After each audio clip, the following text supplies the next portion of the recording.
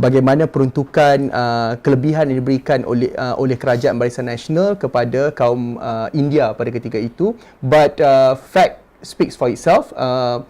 Mahasiswa, anak muda menolak Barisan Nasional, termasuklah anak muda dari kaum India. Betul. Kenapa masalah itu berlaku sedangkan Barisan Nasional telah pun melakukan yang terbaik? Seperti Saudara Farhan bercakap berulang kali, benda ni tidak berlaku dalam 1, 2, 3, 4 tahun. Benda, poisoning mind game berlaku sejak lebih kurang 10 tahun. Ya, 10 tahun dari dahulu.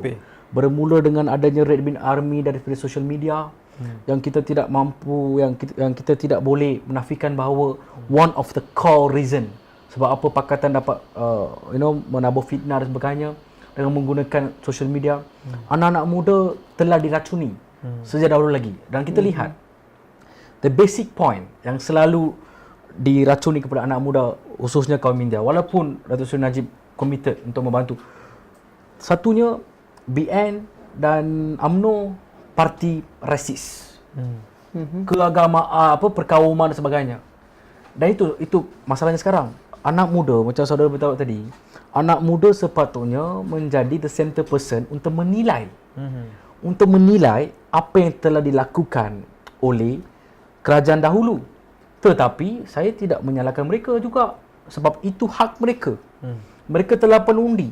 Mereka ingin melihat satu perubahan besar, kononnya yang hendak dibawa oleh Pakatan Harapan dengan janji-janji yang cukup tinggi. Manis lah. Yes. Manis. So siapa yang tak nak?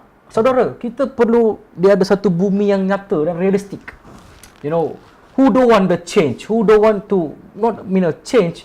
Who don't want a big change dalam life? Sebab manifesto-manifesto yang telah disusun oleh Pakatan Harapan cukup populis berbanding dengan Barisan Nasional yang realistik. So it's normal.